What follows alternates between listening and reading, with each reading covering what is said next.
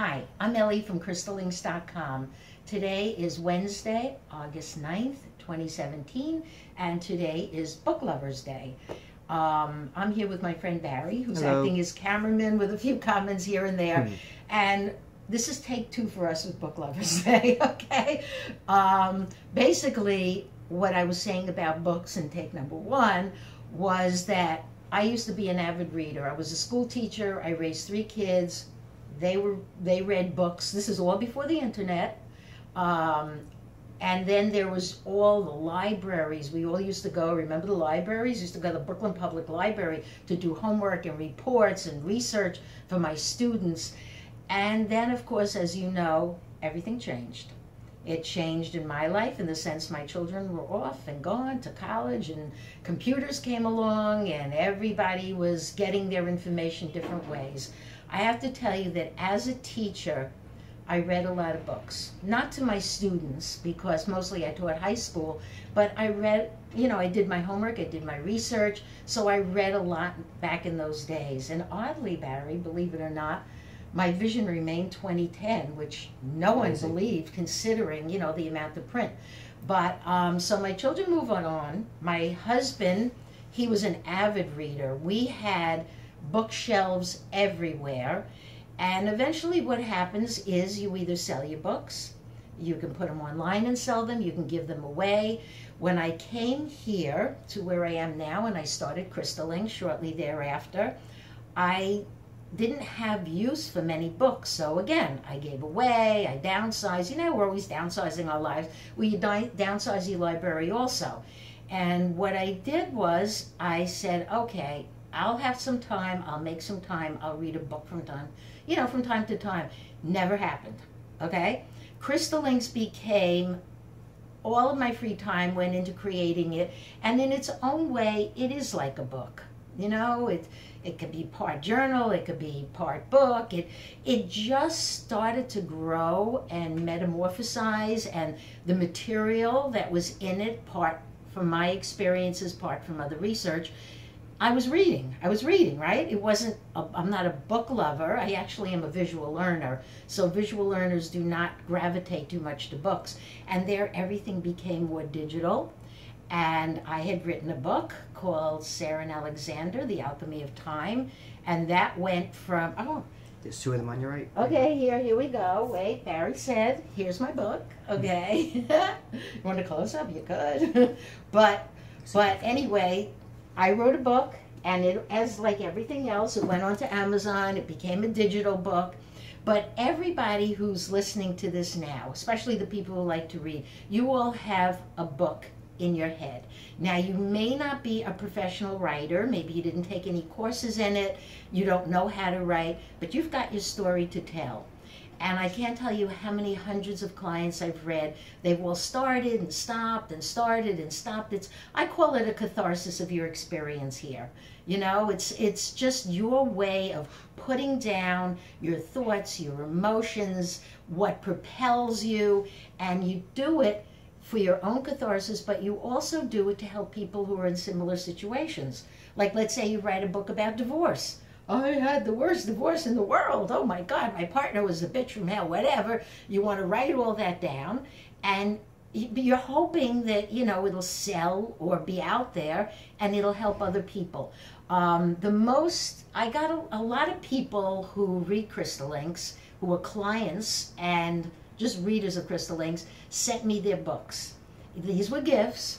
I also am friends with someone who works for HarperCollins. She's a VP at HarperCollins. She used to send me books, and then, people realized I just don't have time. They wanted me to read them and review them, and who has time for all of that? I was building a website, and I didn't have quality time to do it, so that's, it just wasn't the right timing for me to write a book or to read a book.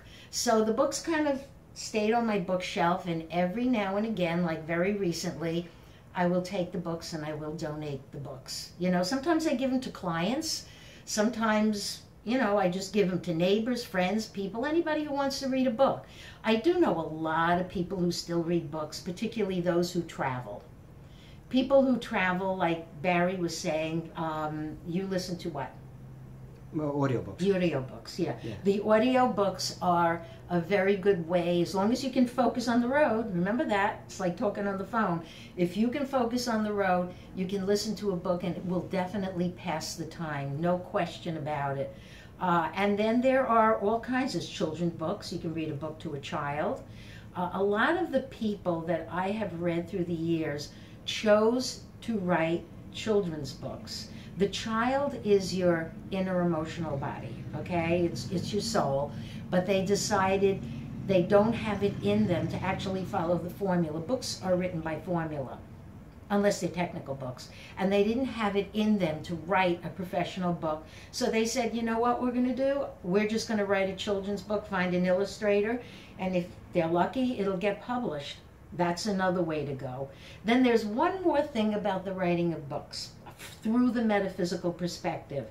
A lot of the authors that I have met all say that the books that they wrote were channeled, and that channeled information was to bring people into awareness, into healing, into enlightenment.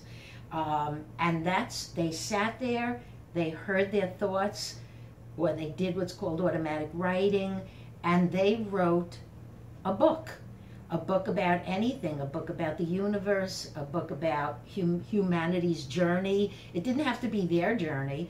That's more of a catharsis. This is more something that was channeled from whoever. They may know who they're channeling, they may not know who they're channeling, but they're just sitting there, and most of your writing is being channeled from somewhere out there, and they just wrote their book.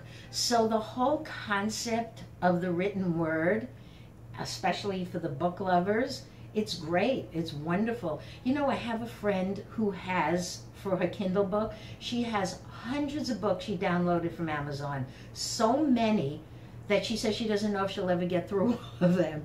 Me, my Kindle library has none. Do you have a Kindle library? Yeah, I don't have that many in it. Yeah, I have none. Maybe one day, if I ever decide I'm going to retire and I'll be a psychic and not, and have more quality time, although it doesn't suit my personality, and I'll just sit there and relax and read a book, why not? I actually really enjoy doing other things, and if I ever wanted to write again, I'd write another screenplay. I like screenplays because I'm visual and I know the formula, and I see it. I see what the scenes should be. I can visualize them. I don't even have time to do that. So what can I tell you? But on Book Lovers Day, my message to you is, if you have a book you've been trying to read, see if you can fit in some time. If you have a book you want to write, start it. Just remember, everybody starts and puts it away, saves, and comes back. Don't forget to save. Saving is the biggie, okay? Because you can write this whole thing and go, oh, gone. Back in the days with the old computers, when I started with my first Mac Pro, that was 1994. When you forgot to save things, it was like, oh, my computer froze and it's lost. But nah, it's all changed. So have a very happy Book Lovers Day. Enjoy what you read today, whether it's on the internet or wherever. And I say thank you till the next video. Thank you.